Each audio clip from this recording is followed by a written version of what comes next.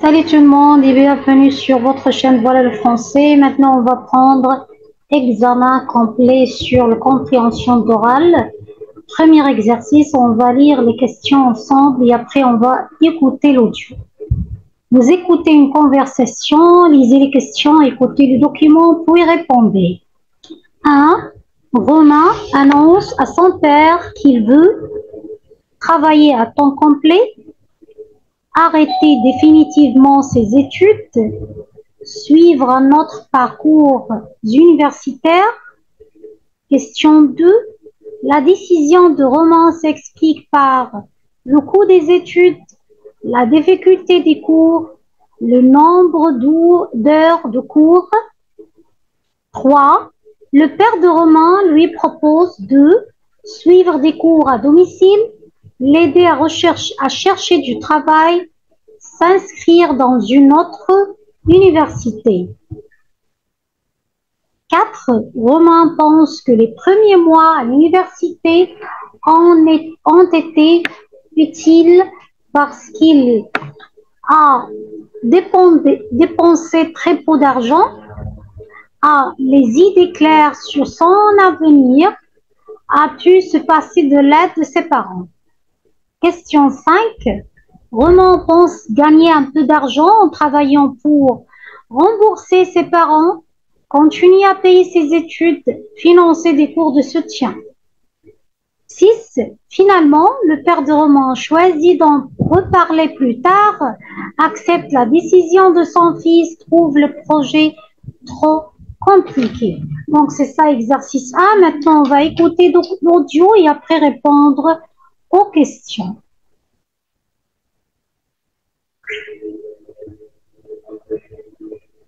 Orale collective. Vous allez écouter plusieurs documents. Il y a 2 écoutes. Avant chaque écoute, vous entendez le son suivant.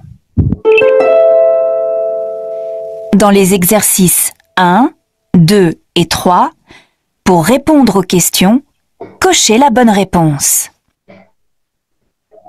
Exercice 1. Vous écoutez une conversation. Lisez les questions. Écoutez le document, puis répondez.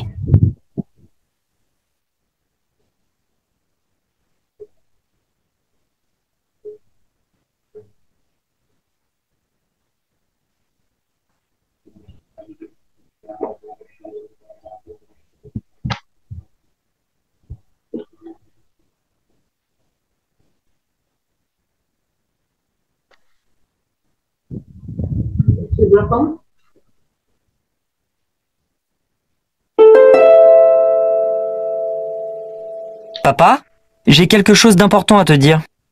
J'ai décidé d'abandonner mes études en informatique. Comment? Mais Romain, pourquoi? Le premier semestre a commencé il y a 2 mois et tu semblais content de tes cours. Je ne comprends pas. Oui, c'est vrai. Mais le niveau est beaucoup trop élevé. Je sais que je vais échouer. Il ne faut pas t'inquiéter pour ça. Tu as toujours très bien réussi tes études. Je suis sûr que si tu étudies sérieusement, tu obtiendras de très bons résultats à tes examens. Si tu veux, nous pouvons organiser avec un professeur des cours à la maison pour t'aider à progresser. Je te remercie, papa. C'est très généreux de ta part. Je sais que maman et toi, vous êtes prêts à dépenser beaucoup d'argent pour mes études. Mais je veux pas vous décevoir. Tu sais, je n'ai pas perdu mon temps pendant ces 2 mois à l'université, car j'ai compris ce que je voulais faire. L'année prochaine, je vais suivre des études de commerce. Et qu'est-ce que tu vas faire en attendant? J'ai déjà trouvé un travail dans un restaurant. C'est un contrat à temps partiel de 20 heures par semaine. C'est parfait, car j'aurai du temps libre et avec l'argent que je gagnerai, je pourrai payer des cours privés pour continuer à étudier. Je vois que ta décision est bien réfléchie, mais je préfère qu'on en discute ce soir avec ta mère. Bien sûr. Donc ça, c'est la première écoute. On va écouter deuxième fois.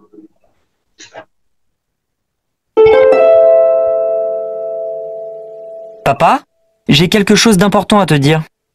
J'ai décidé d'abandonner mes études en informatique. Comment? Mais Romain, pourquoi? Le premier semestre a commencé il y a 2 mois et tu semblais content de tes cours.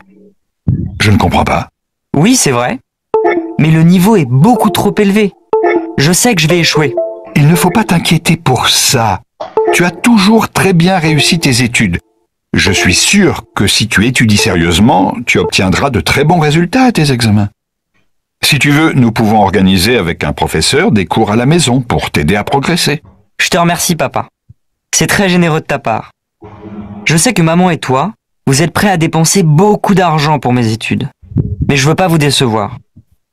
Tu sais, je n'ai pas perdu mon temps pendant ces 2 mois à l'université, car j'ai compris ce que je voulais faire.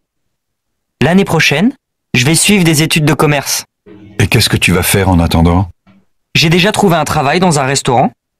C'est un contrat à temps partiel de 20 heures par semaine. C'est parfait, car j'aurai du temps libre et avec l'argent que je gagnerai, je pourrai payer des cours privés pour continuer à étudier. Je vois que ta décision est bien réfléchie, mais je préfère qu'on en discute ce soir avec ta mère. Bien sûr. Dodolphe B1, on a déjà fait exercice 1, maintenant on va faire exercice 2, compréhension de l'oral bien sûr. Alors vous écoutez la radio, lisez les questions, écoutez le document, puis répondez. Donc on va lire les questions. Voilà la première question.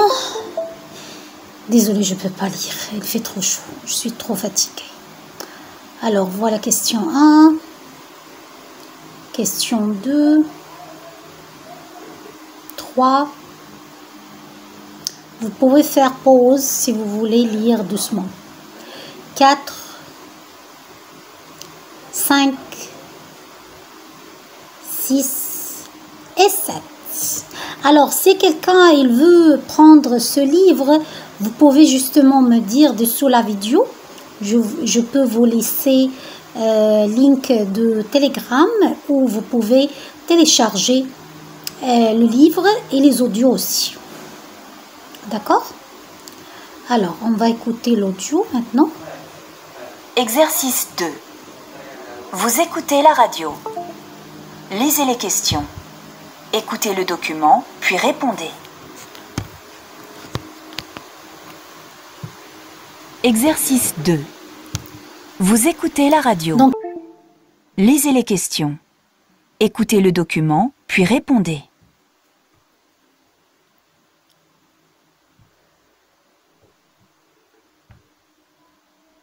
donc ça, c'est le temps de lire les questions.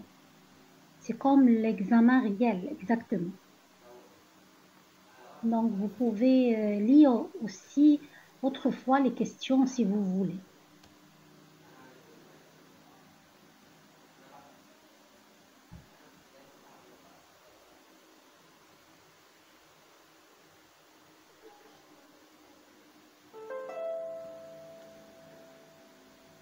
D'après une enquête réalisée auprès de 13 000 salariés, la France est le pays du monde où la candidature spontanée a le plus de succès.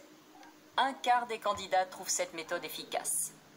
Il s'agit d'envoyer une lettre de motivation et un CV à une entreprise qui n'a pas publié d'offre d'emploi.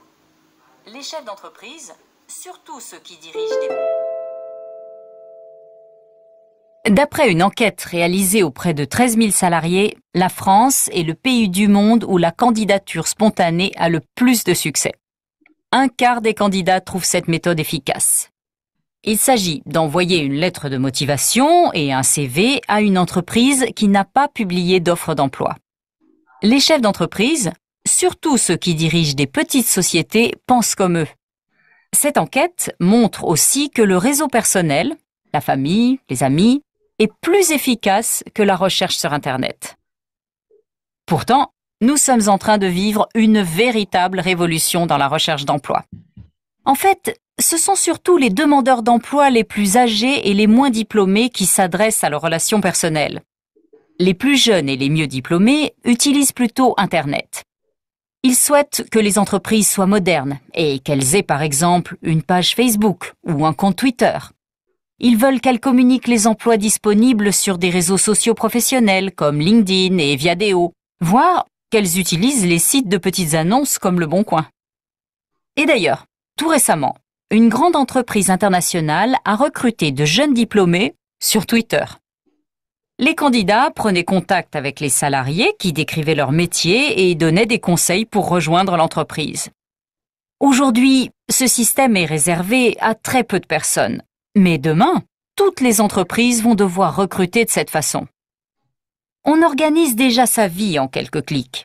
Loisirs, achats, rencontres personnelles. Pour faire ses courses, on va sur un site accueillant et facile d'accès et on reçoit notre commande en quelques heures. Eh bien, pour chercher du travail, ce sera la même chose. Les candidats pourront contacter les employeurs directement et être rapidement informés de leurs décisions. Il va falloir que les entreprises qui recrutent, et il y en a beaucoup, changent leurs habitudes pour s'adapter à cette nouvelle façon de proposer du travail, car c'est comme ça qu'on permettra au marché de l'emploi de progresser. Donc voilà, première écoute. On va écouter deuxième fois.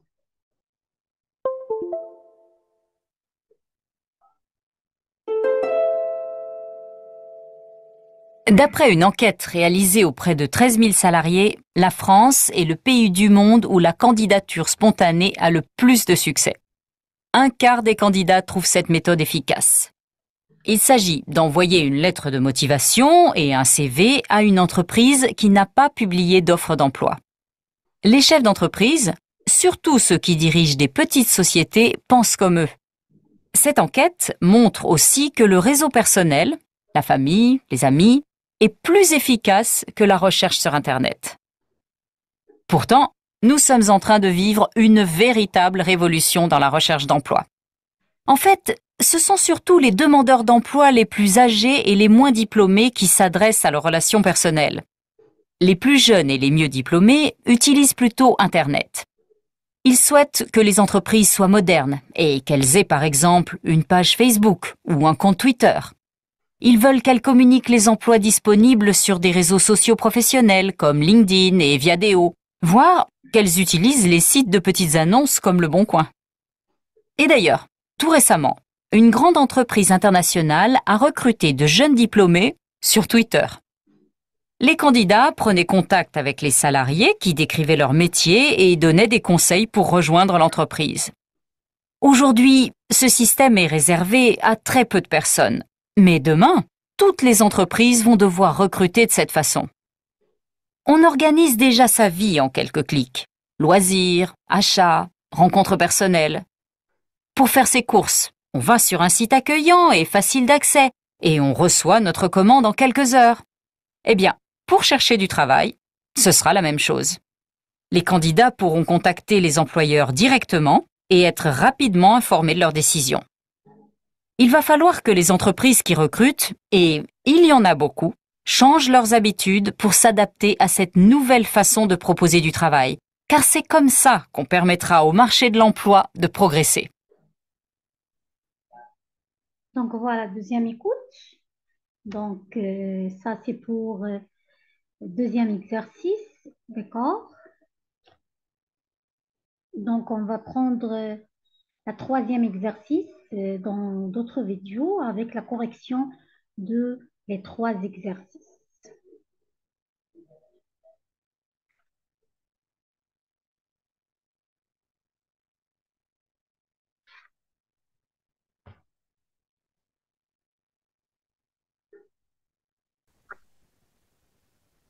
Exercice 3. Donc, vous écoutez la radio, lisez les questions, écoutez le document, puis répondez. Donc, voilà la question. D'après le directeur des études, Frédéric Michaud, de très nombreux Français veulent maintenant vendre les objets qu'on utilise quotidien, changer et garder. D'après l'enquête, les Français préféreraient surtout louer leurs appareils ménagers, leurs objets électroniques, leurs biens immobiliers. 3.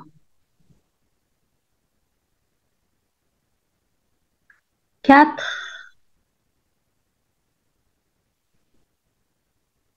5. 6. Et 7.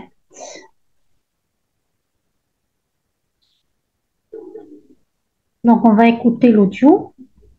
Vous écoutez la radio. Lisez les questions. Écoutez le document, puis répondez.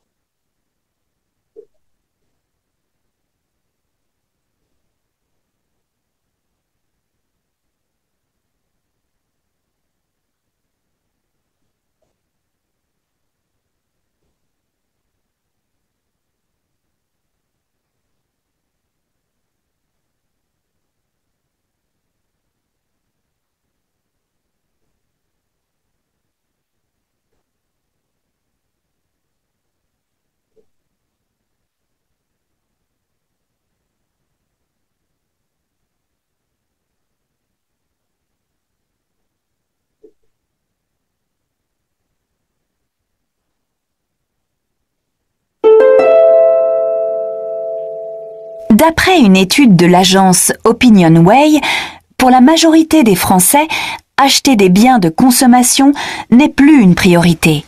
On assisterait même au début d'un changement très fort. C'est ce que nous explique Frédéric Michaud, directeur des études chez OpinionWay.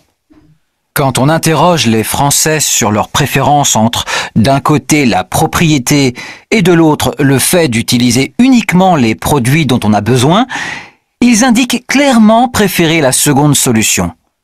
3/4 des Français préféreraient aujourd'hui louer des objets plutôt que de les acheter. Et quels sont les produits que les Français sont prêts à louer ? Essentiellement des produits multimédia comme des objets de nouvelles technologies, des téléphones, des tablettes. Donc des produits qui évoluent rapidement. Oui, des produits qui ont une durée de vie très courte car leurs compétences technologiques deviennent vite limitées. Les entreprises s'adaptent et proposent de plus en plus des services de location. Pour le consommateur, c'est la certitude de toujours avoir un matériel en bon état. C'est un mode de consommation qui favorise la protection de l'environnement. En effet, le fait de louer plutôt que d'acheter un produit a pour conséquence de réduire la production d'objets et donc la pollution. Cela rejoint les résultats de l'enquête d'OpinionWay qui montre aussi ce qui pousse les Français à faire des achats car tout ne peut pas être loué. Ils disent préférer des produits résistants et respectueux de l'environnement. Les produits très modernes ne les intéressent que s'ils sont sûrs de leur qualité. C'est la fin des produits jetables. Oui, on peut dire ça. C'est la fin des produits jetables à bas prix. Avec les vélos en libre service comme les Vélib à Paris et les services de location de matériel, on a vu apparaître de nouvelles pratiques de consommation. On vend des déplacements à vélo sans vendre le vélo. Le consommateur n'est pas propriétaire de l'objet. Il devient propriétaire de l'utilisation de cet objet. Il semblerait qu'une révolution soit désormais en marche. Alors, ça, c'est première écoute.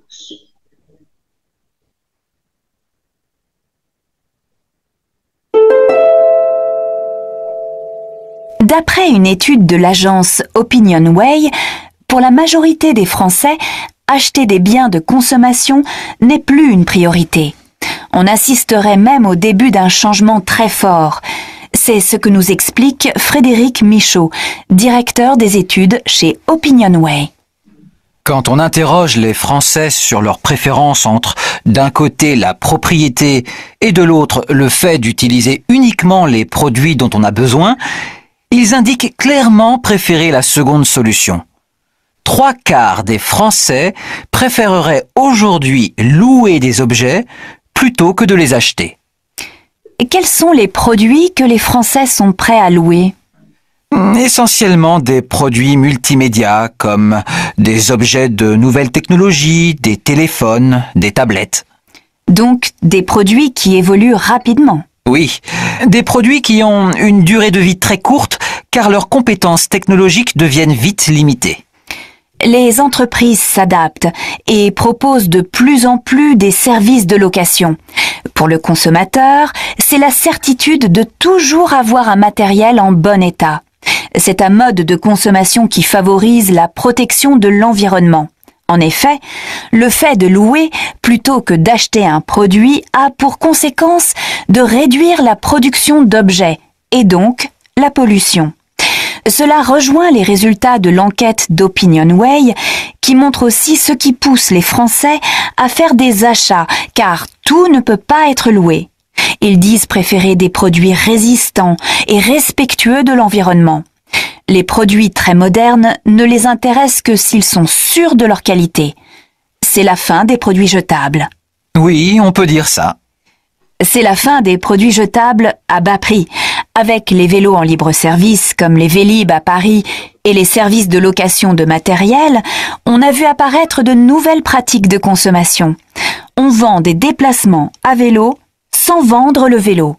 Le consommateur n'est pas propriétaire de l'objet. Il devient propriétaire de l'utilisation de cet objet. Il semblerait qu'une révolution soit désormais en marche. Donc voilà l'exercice 3. Maintenant, on va voir la correction. Donc voilà la correction. Exercice 1. Suivre un autre parcours universitaire. La difficulté des cours. Suivre du cours à domicile. Les idées claires sur son avenir. Financer des cours de soutien. Choisis d'en reparler plus tard. Exercice 2. Les habitudes de recherche d'emploi dont de bons résultats, les plus âgés et les moins diplômés, et les réseaux sociaux grâce aux jeunes diplômés, recruter ses besoins personnels. Obliger les entreprises à modifier leurs pratiques. Exercice 3. Changer les objets qu'on utilise quotidiennement. Leurs objets électroniques vieillissent très vite, réagissent en offrant de nouveaux services. Écologique, solide, le service rendu d'un objet.